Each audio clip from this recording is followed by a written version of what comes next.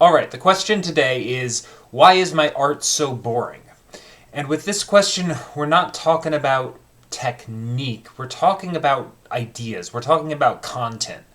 So, is it possible to have a good idea and make a piece of art that's a really cool idea that is popular, and not just popular, but exciting and entertaining without having it be the best quality art? Of course.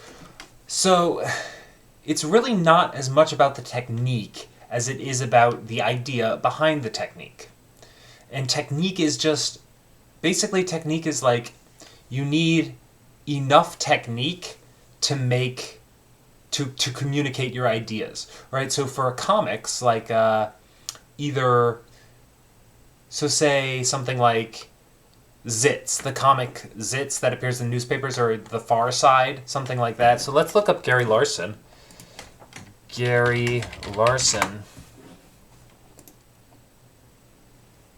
So let's look at these. And are these the best, like most, oh, whoops, let me just turn on my screen share, or yeah, screen share, screen capture. There, we should work. There we go. Okay. So, screen capture. Look at these images. Are these super highly rendered, anatomically correct? Does he know all the anatomy here? Does he know, does he have the perfect, like, textures?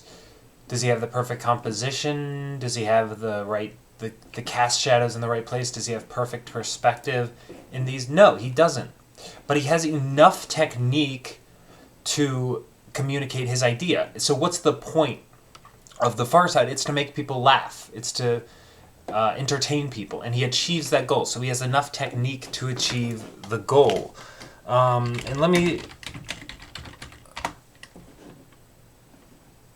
then let's look at fine art horses, paintings, and we'll look at these. Now, do these make me feel anything? They might make somebody feel something, but these don't make me feel. Or maybe like fine art still lifes. That's a better example.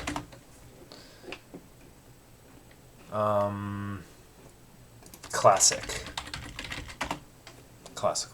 Yeah. So do these make me feel anything? As I'm going through these, do they make me feel anything other than, oh, that's a good technique. It's this technically looks, well, this one's not perfect, but it's like, wow, that's pretty decent, right? It looks okay, but am I looking at this like, wow, that pasta really tells a story? Wonder what's going on, right?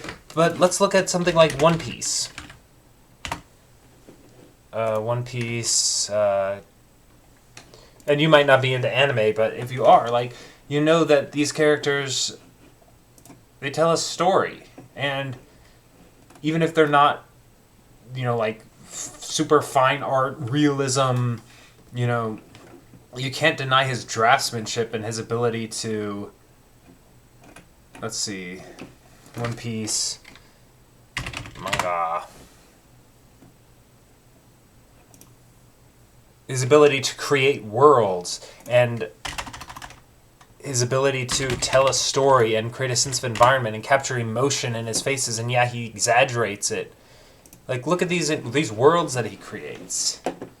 And same with someone like Miyazaki. All right, original art. Yeah, so are these technically the best? I mean, these are a little bit sloppy in terms of just like, if you were presenting this as a finalized piece of work. Now, this works because it's an idea, it's a concept, but as a finished piece of work, it's kind of sloppy. These transitions don't work too well. It's not very refined, but it works because it communicates an emotion, it communicates an idea. And I'd rather look at these loose, rough sketches any day because they have soul in them. It's like,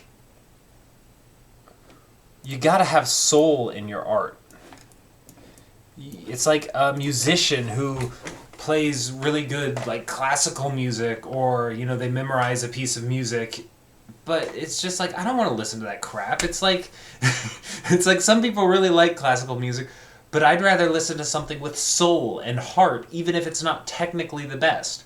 Like, or a really well, like it's like an indie project as opposed to like a AAA project on video games. Like the AAA project might look really flashy and cool and have great effects and look super realistic, but if the gameplay isn't fun, it's like what's the point, right? So I think a lot of art is just, it's not like, get technique if technique is important to the style that you see, like to the style that you see yourself doing in the future.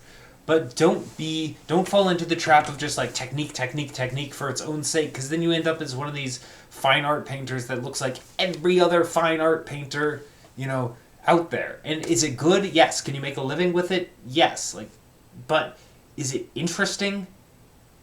If you like doing that stuff, go for it. I don't. I don't want to do that stuff. I want to be able to do that stuff. Excuse me, but I don't want to do that stuff. I want to make stuff that ties in with what I like. So if you want to make more interesting art, I think connect with what you like. If you like ninjas and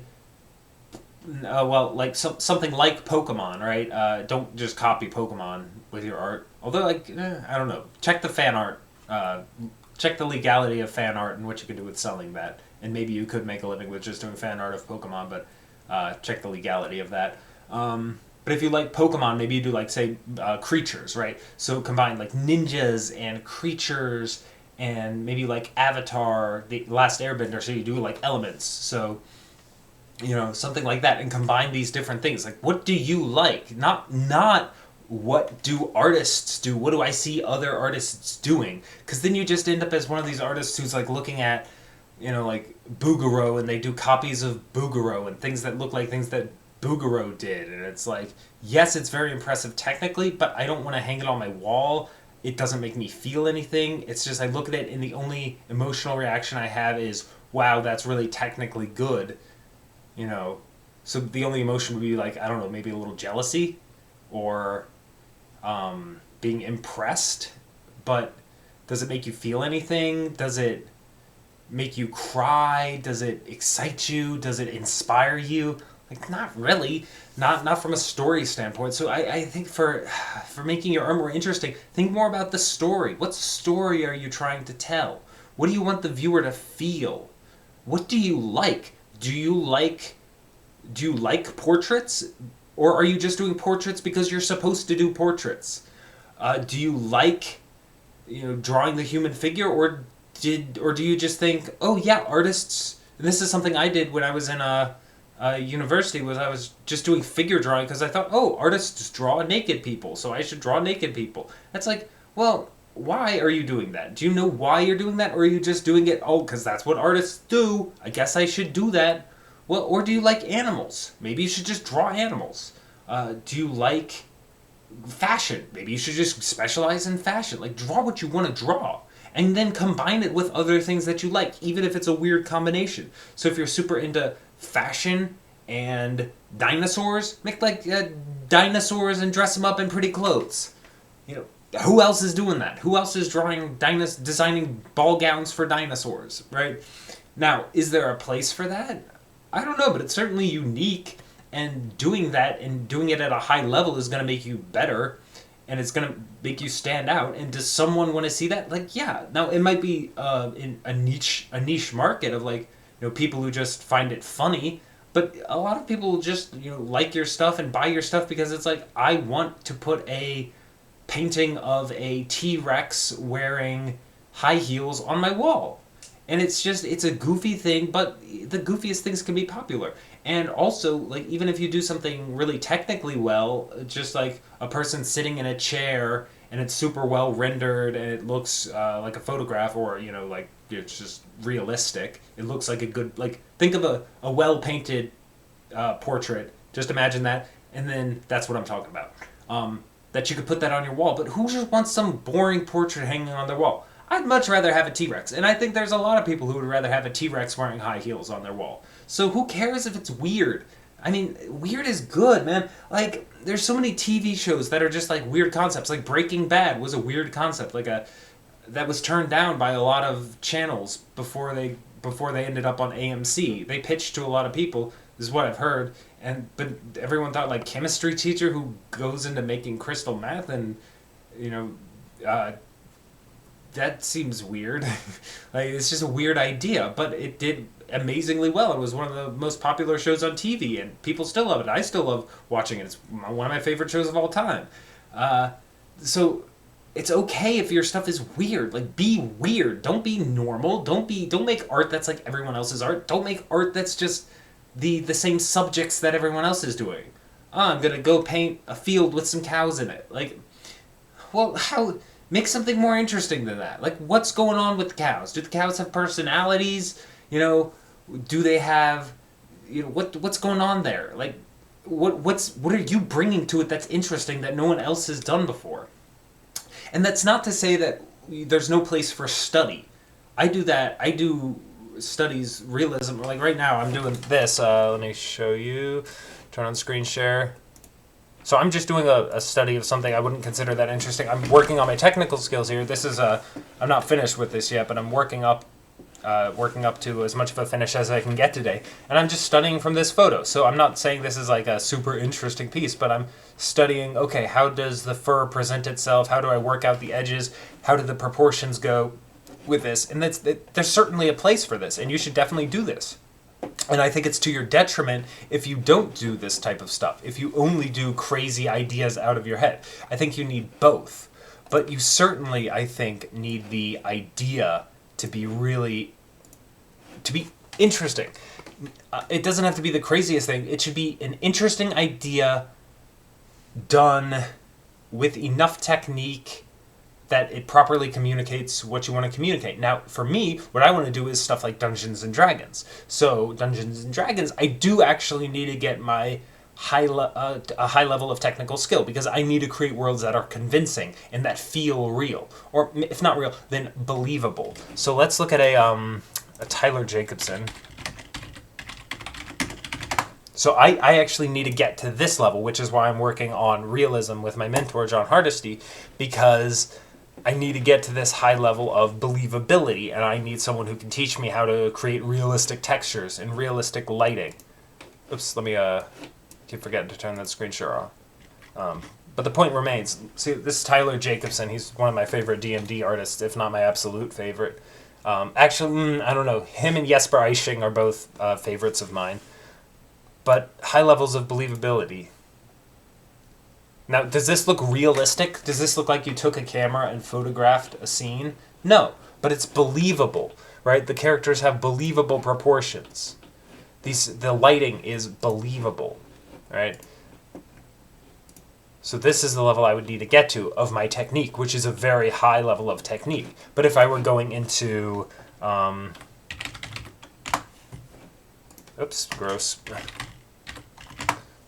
The comic Zits, I wouldn't need that level of technique, but I would need to work more on my writing and my humor, and I would need to work on my simplification, and I would need to work on my the cleanliness of my line and my exaggeration of poses and getting a character to read in different positions and maintaining the likeness from all angles. And so we're going to you need to get your technique up to an appropriate level for what you want to do. So as far as making your art more interesting, just go for what you like. That's what it comes down to, I think. Just dig into your interests and become a more interesting person. Do interesting things. Don't just sit in your room and draw. Definitely do that, but also go out, play Dungeons and Dragons with your friends. Travel to different places. Go out in nature. Go see some real animals if you like animals. Go to the zoo. Observe. Watch YouTube videos even. That works too. Watch YouTube videos of stuff you've never seen before. Like a geyser erupting. Or just a gazelle running from a big cat out in the savannah. Right? Dig into these interests. Watch anime. Watch cartoons. Watch just whatever you like. Don't try to do what everyone else is doing just because you should do it. Dig into what you like and balance that with study. Rigorous study of the fundamentals, and that's going to make your art more interesting, I think. So that's just what I'm thinking about today, is how we make our art more interesting and not make such boring art. And I think the answer is just embrace what you love, right? Stop running away from the stuff you like just because you feel like it's not what you're supposed to do, because it's not the proper thing to do as an artist. If you do the same thing as everyone else, you're going to end up like everyone else. Don't just be like a robot. Develop a unique, not style, but develop unique interests. I think interests are much more important than style. Everyone wants to just have like a unique style so they stand out, but just develop your interests. Be interested in stuff. Like if you look at Kim Jong-gi, and I'm going to expand this, and I'm going to go here, bring this down, turn on my screen cap again. Okay. So if I do this, Kim Jong-gi, like, could he draw machines this well if he weren't interested in machines? Like, he's just interested in this stuff. I'm not, so I'm not going to draw stuff like this. I could go my whole life without drawing a car. I don't care about cars. But he loves this stuff. So he got really good at drawing it. He's interested in it. So, yeah. Look at this. He couldn't do this if he didn't know about this stuff and he weren't interested in it. So draw stuff you're interested in. That's what I want to say with today's video.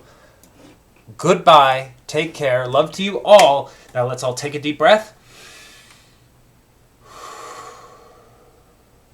And let's go draw.